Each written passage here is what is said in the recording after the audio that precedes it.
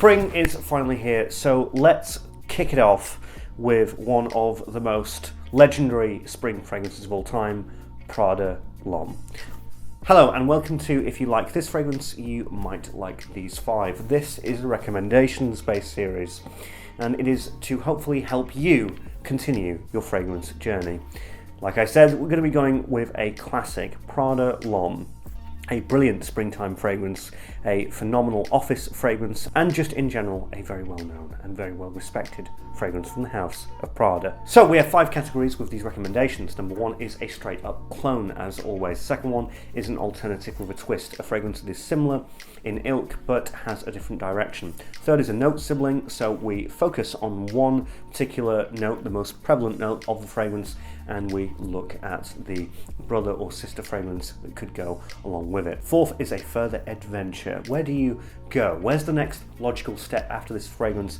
And finally, number 5 is the Wildcard, a fragrance that you may like or may not like if you enjoyed this fragrance that we're talking about today, but it's a 50-50 chance, so be careful. Clones, there actually haven't been too many.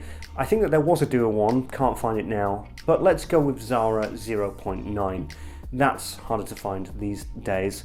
But there's also a more prevalent clone by Ajmal, and that is Evoke Gold.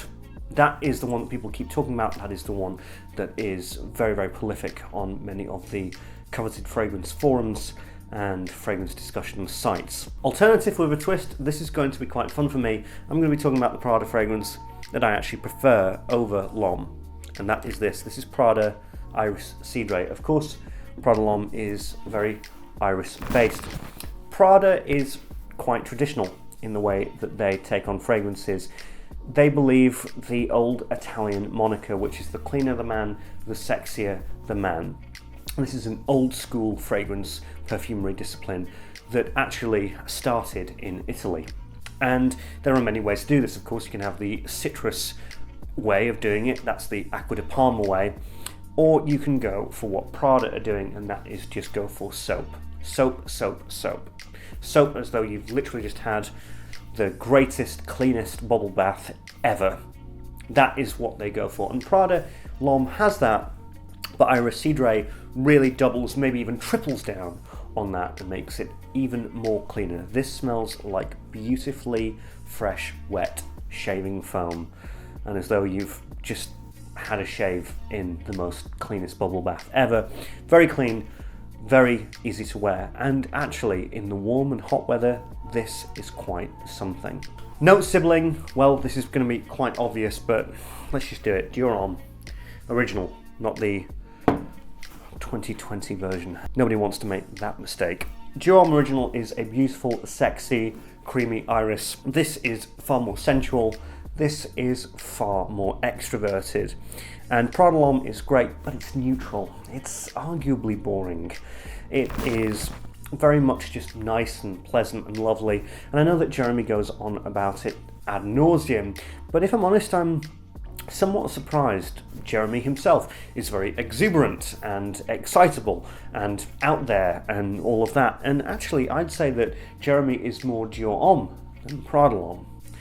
Dior Homme is all of that. It's exciting, it's out there, it's fun, it's courageous, it's very confident, and it doesn't care what you think. Prada L'Homme has that element, but it's a little bit too safe. And so if you want to go away from that, then this is fantastic for that. A further adventure would actually, in my book, be this. This is Colonia Intensa by Acqua di Parma. Brilliant. It's got the similar sort of office or safe trope, but this is very mature, very classy, and very regal. This has got a brilliant signature, again, Italian style of cleanliness, but this uses citrus rather than soap. So it's got the same sort of mindset, it's got the same goal, but does it very differently. This is fantastic in the warmth and a real treat if you're going to a formal occasion when it's quite warm, and also in the springtime.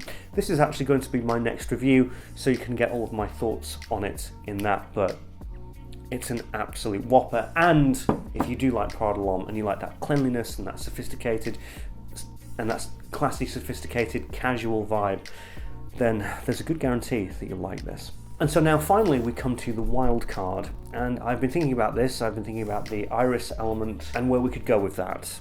So let's say that you like the iris, but you maybe want to go with something a little bit more extreme. You might like the casual aspect, but maybe you want something a little bit more challenging. Well, my Wildcard for you would have to be by Christian Dior, Bois d'Argent.